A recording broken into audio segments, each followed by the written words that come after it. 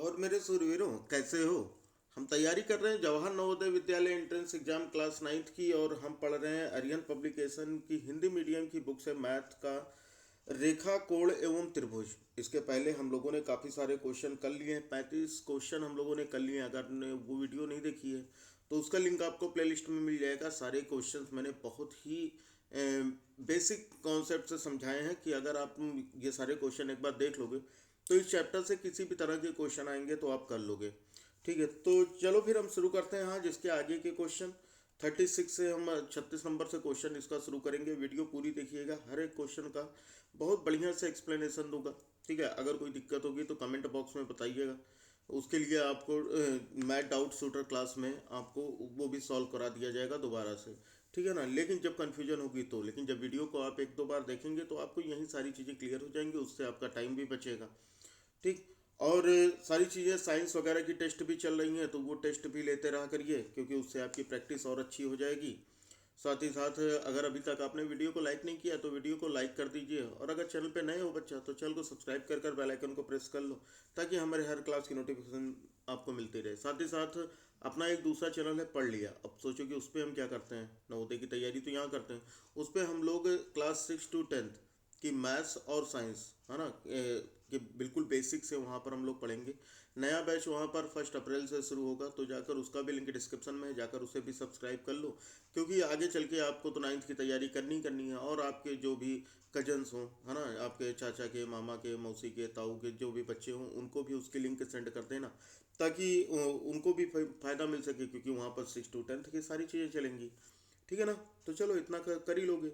अब चलो हम आगे आते हैं क्वेश्चन नंबर 36 पे। तो क्वेश्चन नंबर 36 देखो, ये पूछ रहा है निम्नलिखित में से पाइथागोरियन त्रिक छाटिए। तो जब भी पाइथागोरियन त्रिक ना, पाइथागोरियन ट्रिपलेट के बारे में पूछेगा तो एक बहुत अच्छी सी चीज़ है कि केवल इतनी सी चीज़ याद रखना कि कोई भी दो कोई भी दो साइड्स का जो स्क्वायर का सम होगा वो हमेशा बड़े वाले साइड के स्क्वायर के इक्वल होना चाहिए। ठीक है, यानी दो छोटी भुजाओं के वर्गों का योग हमेशा अगर बड़ी भुजा के वर्ग के योग के बराबर, बड़ी भुजा के वर्ग के बराबर हुआ तो समझ लो वो पाइथागोरियन ट्रिक है। अब जैसे यहाँ पर हमको पहला दिया गया 5 12 13, क्या दिया गया 5 12 और 13, ये हमें दिया गया। हम क्या करेंगे, इसका वर्ग करेंगे, इसका वर्ग करेंगे बराबर इसका वर्ग करेंगे बस, और बीच में यहाँ प्लस लगा देंगे। ठीक है, तो ये हमारा हो जाएगा 5 5 25, 12 बरैया में 144, और 13 3 में 169। तो क्या देखो दोनों इक्वल आते हैं, तो भाई ये 25 और 144 जोड़ोगे तो 169, 12 बराबर 169 मतलब हो गया।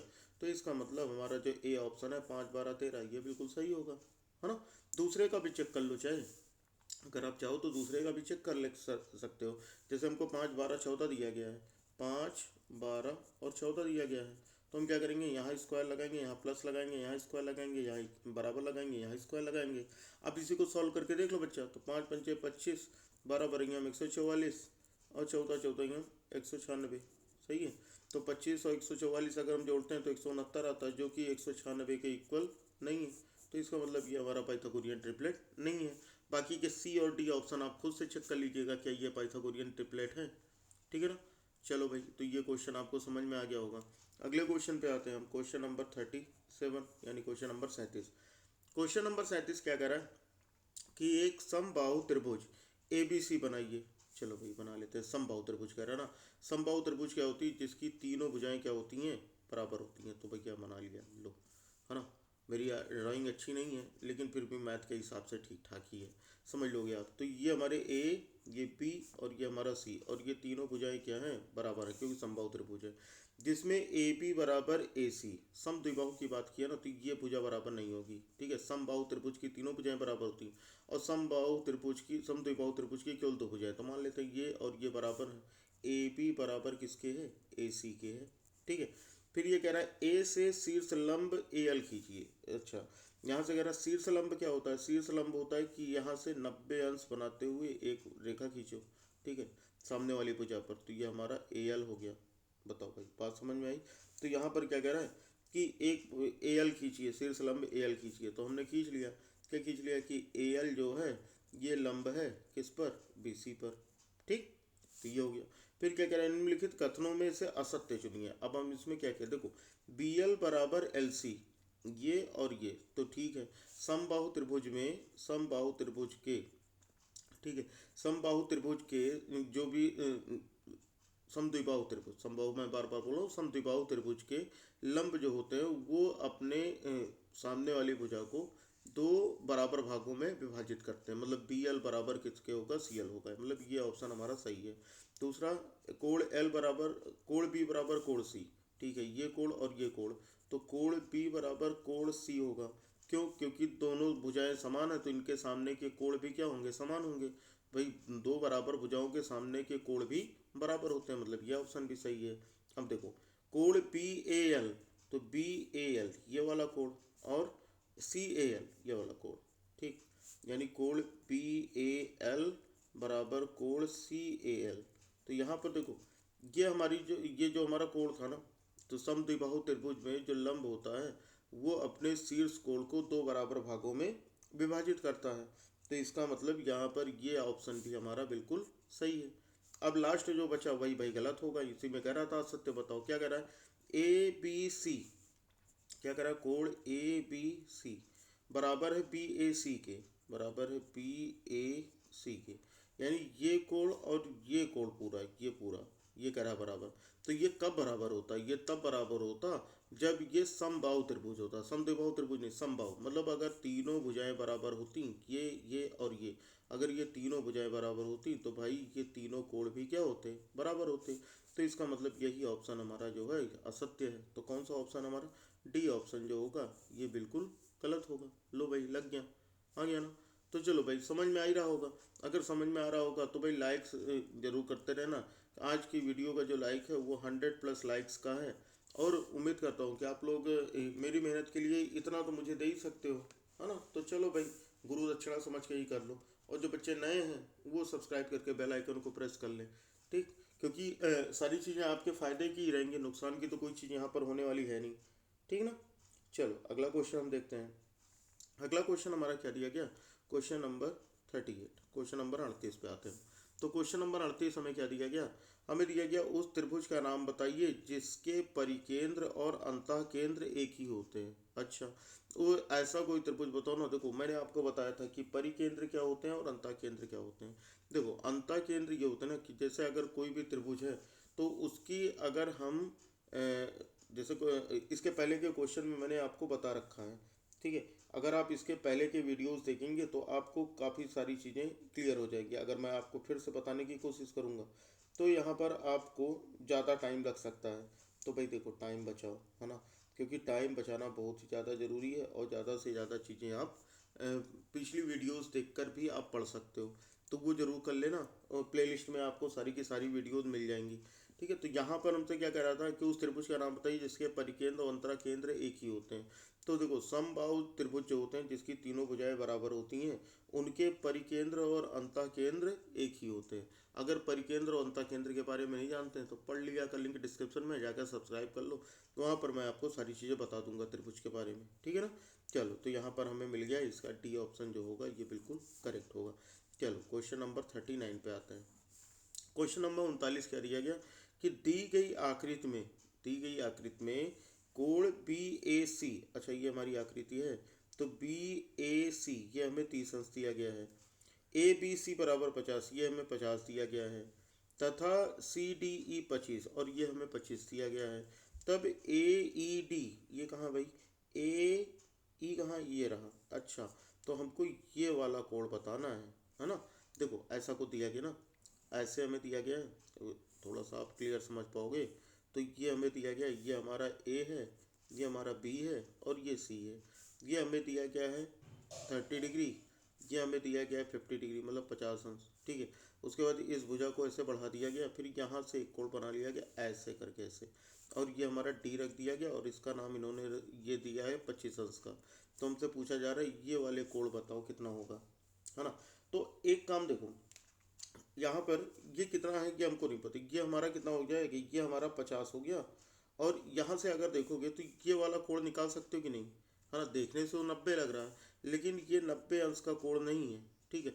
क्यों नहीं है, अगर आप देखोगे इस त्रिभुज में, त्रिभुज ए बी सी में अगर देखोगे तो त्रिभुज के तीनों आंतरिक कोणों का योग कितना होता है, भाई त्रिभुज के तीनों आंतरिक कोणों का योग कितना होता है, 180 अंश होता है ना।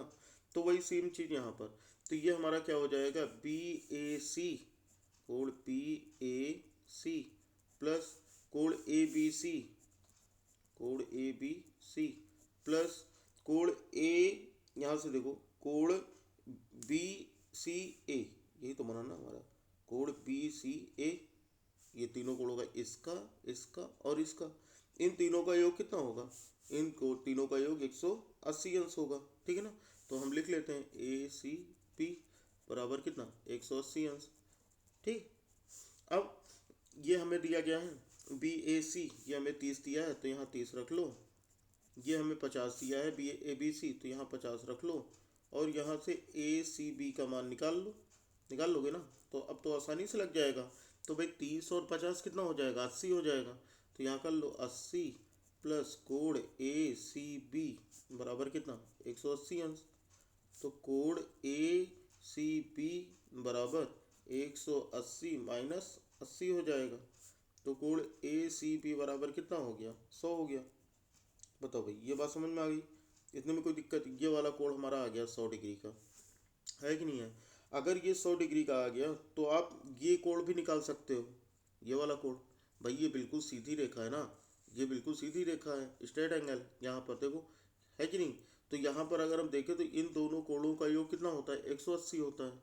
ये दोनों कोण तो आपको पता है ना, सीधी लाइन पर चाहे इतने कोण बना लो, उन सभी का योग कितना होगा, 180 होगा। तो यहाँ से हम ये भी निकाल सकते हैं कि कोण ए सी बी और कोण ए सी डी, ए सी डी बराबर 180 अंश। और हमारा ए सी बी दिया गया है 100, ये कितना दिया है, 100 दिया है। तो यानी ए सी डी बराबर 180 अंश, ये हो गया। तो कोण ए सी डी बराबर, अब तो निकाल ही लोगे, 100 को उधर स्थानांतरित करोगे तो प्लस है तो माइनस हो जाएगा। तो हो जाएगा 180 माइनस 100। तो कोण ए सी डी बराबर कितना हो गया, 80 हो गया। लो भाई ये भी आ गया। तो ये हमारा 80 आ गया, आया कि नहीं है, ये हमारा 80 आ गया। अब देखो अगर इस वाले में देखोगे, इस वाले में, तो ये क्या है, यहाँ से देखो ये हमारा कौन सा कोण होगा। अगर यहाँ पर देखोगे तो ये हमारा, ये हमने ई मान रखा था ना। तो अगर देखोगे ए ई डी, ये हमारा ये वाला कोण पूछ रहा था। तो हमने आपको पहले की क्लासेस में भी बताया है कि अगर मान लेते हैं कोई त्रिभुज है तो उसके आंतरिक दोनों कोणों का योग जो होता है ये बाह्य कोण के योग के बराबर होता है। ये मैंने आपको पहले बता रखा है। तो वही चीज़ यहाँ पर करना, हमको ए ई टी निकालना था। तो भाई इन दोनों को जोड़ दो, बस पता लग जाएगा। लगेगा नहीं लगेगा भाई, अगर इन दोनों को अगर हम जोड़ देंगे तो यहाँ से हमारा पता लग जाएगा कि नहीं लग जाएगा। तो हम निकाल लेते हैं कोण ए, क्या रहता ना, ए ई डी, है ना, बराबर कितना हो जाएगा, दोनों आंतरिक कोणों का योग। तो इनके आंतरिक कोण कितने, 80 और 25 हैं। तो 80 प्लस 25 कर लो, कितना हो जाएगा, 8 2 10, यानी कि 105 डिग्री। लो आ गया हमारा आंसर 105। तो कौन सा हमारा ऑप्शन सही होगा, 39 का अगर देखो तो कौन सा, ए ऑप्शन जो है ये बिल्कुल करेक्ट है। समझ में आ गया ना। तो कितना इजी था, ये मुझे समझाने में क्यों इतना टाइम लगा है। अगर आप देखोगे ना तो आप जैसे ही फिगर बनाओगे सब कुछ इसी पे ही करते चले जाओगे। भाई आपको पता है, इन दोनों को पता है, तो आप इन दोनों को तुरंत जोड़ना, 50 और 30 80, 80 और त्रिभुज के तीनों कोणों का योग कितना होता है, 180। तो 180 में से 80 घटाओगे तो ये आ गया 100। उसके बाद हमको ये पता है कि ये क्या हमारा सरल कोण है। तो सरल कोण में क्या होता है कि दोनों, चाहे जो कोण बने, जितने भी कोण बने एक सरल रेखा पर, उनका योग 180 होता है। तो मतलब अगर ये 100 है तो ये भी 80 होगा। ठीक है, तो ये हमारा 80 आ गया, ये 25 आ गया। ये इस त्रिभुज का बाह्य कोण है ना, इस त्रिभुज का ये बाह्य कोण है। तो बाह्य कोण जो होता है आंतरिक दोनों कोणों के योग के बराबर होता है। इन दोनों को जोड़ोगे कट से ये आ जाएगा। तो बिल्कुल आपको ये सब लिखने की जरूरत नहीं, ये केवल मैंने आपको समझाने के लिए ही बताया है। ठीक है ना। तो आसानी से ऐसे ही आप क्वेश्चन लगा पाओगे। चलो आगे बढ़ते हैं हम। क्वेश्चन नंबर 39 हो गया हमारा। तो आज हम देखते हैं क्वेश्चन नंबर 40। तो क्वेश्चन नंबर 40 देख लो भाई। क्वेश्चन नंबर 40 क्या दिया गया है, क्वेश्चन नंबर 40 दिया गया है कि 65 डेसीमीटर, कितना है, 65 डेसीमीटर एक लंबी सीढ़ी को दीवार से 25 डेसीमीटर हटाकर लगाया गया है। तो दीवार के आधार से सीढ़ी के ऊपरी सिरे की ऊंचाई ज्ञात कीजिए। अच्छा चलो समझ लेते हैं। ये मान लो कि हमारा ये दीवार है, ये क्या है, हमारी ये एक दीवार है। ठीक है, लग तो नहीं रही है लेकिन मान लो कि दीवार है। उसके बाद ये कह रहा है कि एक 65 से डेसीमीटर लंबी सीढ़ी लगानी है। तो ठीक है भाई, एक ऐसे सीढ़ी लगा लो और इस सीढ़ी की लंबाई 65 डेसीमीटर है। कितना है, 65 डेसीमीटर है। और ये कितनी दूरी पर, दीवार से 25 से डेसीमीटर हटाकर, मतलब यहाँ दीवार है, यहाँ से ये 25 डेसीमीटर हटाकर। ठीक, ये हमसे पूछ रहा है। अब ये पूछ रहा है कि भाई दीवार के आधार से सीढ़ी के ऊपरी सिरे की लंबाई, मतलब यहाँ से, ठीक है, और किसकी लंबाई, आधार से सीढ़ी के दीवार के आधार से और सीढ़ी के ऊपरी सिरे की ऊंचाई, मतलब यहाँ तक की ऊंचाई हमें बतानी है। बताओ, बात आ गई नहीं समझ में?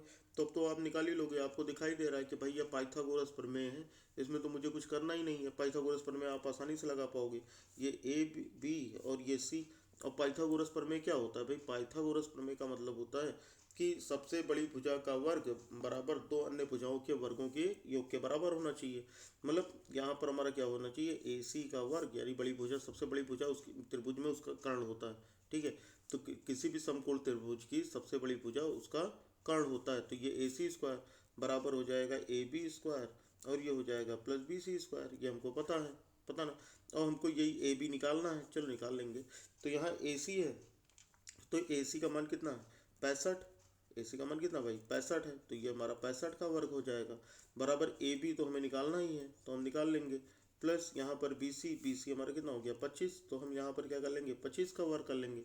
वेरी सिंपल, कर लिया ना।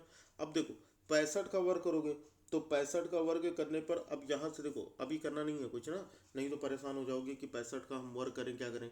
तो हम सबसे पहला काम, इसको हम इधर ट्रांसपोज कर लेते हैं, तो प्लस से तो क्या हो जाएगा, माइनस हो जाएगा। भाई देखो 25 स्क्वायर इधर प्लस में ना, तो बराबर की दूसरी तरफ लाने पर क्या हो जाएगा, माइनस में हो जाएगा।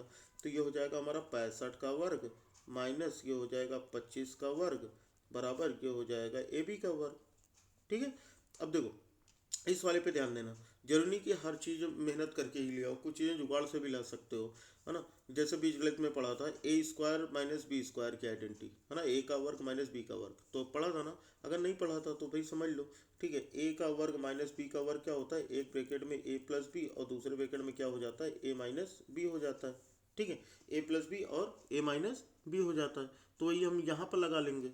ठीक है, तो यहाँ पर लगाने का मतलब है, अब देखो कैसे लगाओगे। यहाँ पर हमारा हो जाएगा 65 का वर्ग दिया गया, तो ये हमारा हो जाएगा एक ब्रैकेट में 65 प्लस 25 हो जाएगा। ठीक है, और दूसरे ब्रैकेट में हमारा 65 माइनस 25 हो जाएगा, और ये बराबर ए बी स्क्वायर के हो जाएगा। बताओ, ये समझ में आया ना। तो यहाँ से 65 प्लस 25 करोगे कितना, 5 5 10, 6 2 8 1 9, मतलब 90 हो गया। और 65 में से 25 करो, 5 में से 5 गया 0, और 6 में से 2 जाएगा कितना, 6 में से 2 जाएगा कितना हो जाएगा भाई बताओ। 6 में से 4 ही तो बचा, तो बराबर कितना हो गया, ए बी स्क्वायर हो गया। अब बताओ ये समझ में आया कि नहीं आया? अब तो आसानी से आप लगा लोगे। तो भाई ए बी स्क्वायर बराबर हमारा कितना हो जाएगा, ए बी स्क्वायर बराबर 9 चौक 36, और दो बार जीरो है तो दो जीरो लगा लो। लो, हमको ज़्यादा मतलब वर्ग करने की ज़रूरत ही नहीं पड़ी। तो इस तरह से आप एग्ज़ाम में भी करना, ठीक है। तो ए बी बराबर हो जाएगा अंडर रूट 3600। तो भाई 36 का वर्गमूल कितना होता है, 6 होता है, और डबल जीरो का वर्गमूल 10 होता है, तो इसका मतलब 60 डेसीमीटर जो होगा ये इसका करेक्ट आंसर होगा। तो आप ऑप्शन देखो भाई, 60 किसका, बी वाला ऑप्शन आ रहा है, देख लो यहाँ पे, ये हमारा क्या है 60 डेसीमीटर, बी ऑप्शन दिया गया है। तो इसका मतलब ये हमारा जो बी ऑप्शन होगा ये क्या होगा, बिल्कुल करेक्ट होगा। बताओ भाई, इतनी चीज़ों में बताओ कोई दिक्कत है क्या? अगर इतने में कोई दिक्कत हो तो बता देना, है ना। तो सारी चीज़ें आपको समझ में आ गई होंगी, बहुत ही बेसिक से मैंने बताया है। और वीडियो बहुत बड़ी हो जाती है तो आप लोग देखते भी नहीं हो, और ढूंढने में भी अगर आपको कोई क्वेश्चन होता है तो उसमें भी प्रॉब्लम होती है। तो इसीलिए हर एक सेट में, है ना, मतलब जो भी सेट होंगे उसमें इतने ही क्वेश्चन बताए जाएंगे, ताकि आपको बाद में ढूंढने में दिक्कत ना हो किसी भी वीडियो में। ठीक है ना, नहीं पूरी वीडियो के बीच में अगर पता लगा एक चैप्टर पूरी 1 1.5 घंटे 2 घंटे की पूरी वीडियो बना दें तो उसमें आप लोग क्वेश्चन ढूंढ भी नहीं पाओगे। तो इसलिए ये वाला सही रहेगा कि 20 मिनट 25 मिनट में जितने भी क्वेश्चन हो पाते हैं वो हो जाएगा। तो यहाँ से आपको 36 to 40, यानी आज की इस क्लास में आपको 36 से 40 तक के क्वेश्चन मिल जाएंगे आसानी से, है ना। इसी तरह से आप अदर वीडियो सबके ऊपर थंबनेल पे लिखे गए हैं कि किस वीडियो में कौन सा क्वेश्चन है, तो आप जाके आराम से वहाँ पर ढूंढ सकते हो सारी चीज़, जो भी क्वेश्चन आ रहा हो। अगर आपको पूरे चैप्टर में दिक्कत हो तो भाई पूरी वीडियो देख लेना, है ना। तो इसका लिंक जो है मैं आई वाले बटन पे भी दे दूंगा आपको, और साथ ही साथ आपको डिस्क्रिप्शन में भी इसकी लिंक मिल जाएगी। ठीक है, तो चलो फिर बच्चा लोग आज के लिए इतना ही रखते हैं, मिलते हैं अगली क्लास में। लेकिन जाने से पहले अगर अभी तक आपने वीडियो को लाइक नहीं किया, 100+ लाइक्स का टारगेट अगर आपने अभी तक कंप्लीट नहीं किया तो भाई वो कर दो जाते जाते। ठीक है। और चैनल पे अगर नए हो तो चैनल को सब्सक्राइब कर बेल आइकन को प्रेस कर लो, ताकि हमारे हर क्लास की नोटिफिकेशन मिलती रहे। साथ ही साथ पढ़ लिया का भी लिंक डिस्क्रिप्शन में है, उसके बारे में तो आपको मैंने बता ही दिया कि भाई वहाँ पर हम लोग क्लास 6 to 10 की मैथ्स और साइंस की बुक पढ़ेंगे। ठीक है, तो चलो ये सारी चीज़ें आप लोगों ने कर ही ली होंगी, तो चलो पढ़ते रहो बच्चा, मिलते हैं अगली क्लास में। तब तक के लिए जय हिंद, वंदे मातरम।